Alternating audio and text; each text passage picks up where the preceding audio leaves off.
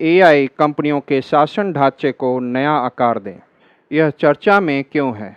पूंजीवादी और नौ पूंजीवादी अर्थव्यवस्था में आधुनिक कंपनियों को जिस तरह से चलाया जाता है, उसमें आमतौर पर शेयरधारकों को प्राथमिकता दी जाती है।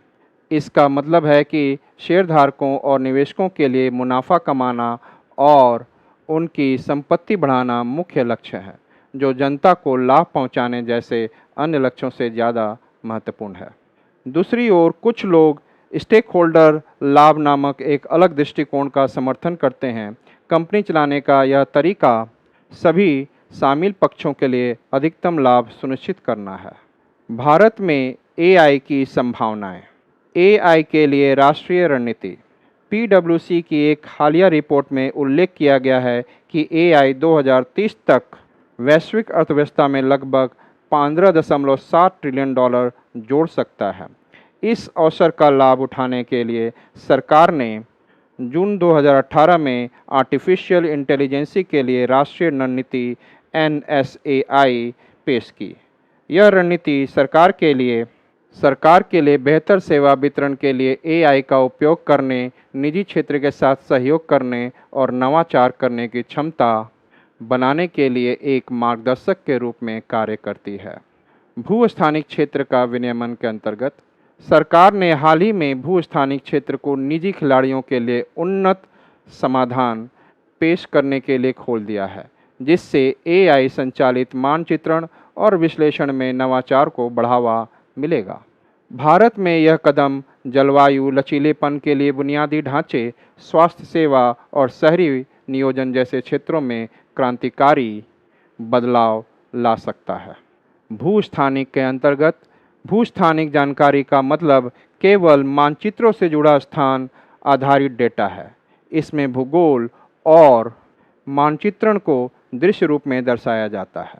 ऊर्जा हानि को कम करना। इसके अंतर्गत एआई ऊर्जा क्षेत्र में अक्षय ऊर्जा उत्पादकों और वितरण कंपनियों को ग्रिड लोड प्रबंधन का बेहतर पूर्वानुमान लगाने में सक्षम बनाकर आशाजनक है, जिससे हानि कम होगी और दक्षता में सुधार होगा। इससे अक्षय ऊर्जा को अपनाना अधिक लागत प्रभावी हो सकता है, खासकर दिल्ली और कोलकाता जैसे स्थानों पर जहां हर साल काफ़ी राजस्व हानि होती है। बेहतर प्रशासन। एआई के माध्यम से ऊर्जा मंत्रालय के नवीकरणीय ऊर्जा प्रबंधन केंद्र REMC नवीकरणीय ऊर्जा के पूर्वानुमान, शेड्यूलिंग और निगरानी में अपनी क्षमताओं को बढ़ा सकते हैं। यह ऐतिहासिक मौसम डेटा, ऊर्जा उत्पादन पैटर्न और क्षेत्रीय बिजली की मांग का विश्लेषण करके हासिल किया जाता है। उभरते रुझानों के लिए एआई समाधान के अंतर्गत डिजिटल परिवर्तन के लिए एआई को अपनाने से सरकारें उभरते रुझानों पर तेजी से प्रतिक्रिया दे सकती है। नीति निर्माता सरकारी ढांचे के भीतर बेहतर कर निगरानी और डेटा अनुपालन के लिए एआई अनुप्रयोगों की खोज कर रहे हैं। एआई के व्यापक उपयोग से जुड़ी चुनौतियां। गोपनीयता को शामिल करना। इसके अंतर्गत एआई प्रणालियां विशाल मात्रा में डेटा का विश्लेषण करके सीखती हैं और उपयोगकर्ता उनके साथ कैसे बातचीत करते हैं इसका अध्ययन करके लगातार अनुकूलन करती हैं। इस प्रकार जैसे जैसे एआई का उपयोग बढ़ता है, किसी की गतिविधि की जानकारी तक अनधिकृत पहुंच के कारण गोपनीयता का अधिकार खतरे में पड़ सकता है। असंगत शक्ति और नियंत्रण के अंतर्गत बड़ी प्रौद्योगिकी कंपनियां अनुसंधान और विकास के साथ साथ वाणिज्यिक अनुप्रयोगों में भी कृत्रिम बुद्धिमत्ता में भारी निवेश कर रही हैं। इन प्रमुख खिलाड़ियों को छोटे प्रतिस्पर्धियों पर महत्वपूर्ण बढ़त हासिल है, जो डेटा प्रधान समाज को दर्शाता है। तकनीकी बेरोजगारी। एआई कंपनियां ऐसी स्मार्ट मशीनें बना रही हैं जो पारंपरिक रूप से कम वेतन वाले श्रमिकों द्वारा किए जाने वाले कार्य कर सकती हैं।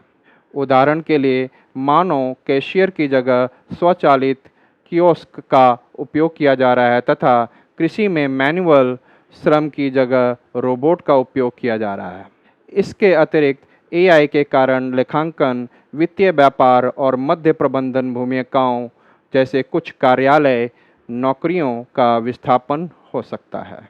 असमानताओं में वृद्धि के अंतर्गत एआई का कार्यान्वयन के माध्यम से व्यवसाय मानव श्रम पर अपनी निर्भरता कम कर सकते हैं तथा धन को कुछ चुनिंदा लोगों के बीच केंद्रित कर सकते हैं।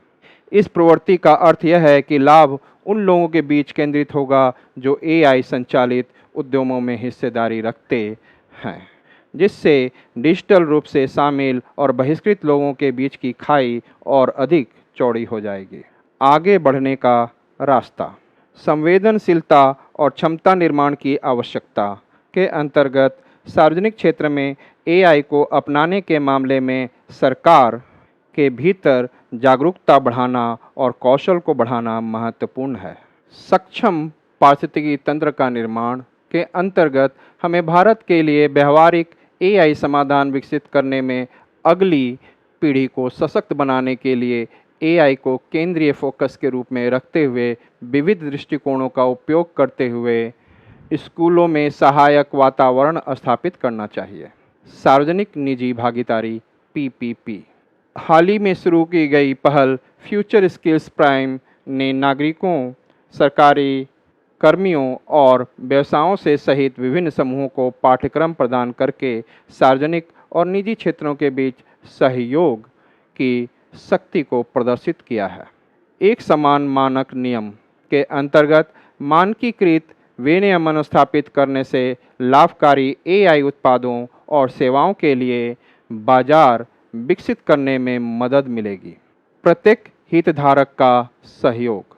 चूँकि एआई हमारे दैनिक जीवन को तेज़ी से प्रभावित कर रहा है, इसलिए सभी पक्षों, नव प्रवर्तकों, नीति निर्माताओं, शिक्षकों, उद्योग पेशेवरों, धर्मार्थ संगठनों, अंतर्राष्ट्रीय संगठनों और नागरिक समाज के लिए यह महत्वपूर्ण है कि वे एआई के भविष्य को सकारात्मक लक्ष्यों की ओर निर्देशित करने के लिए मिलकर काम करें।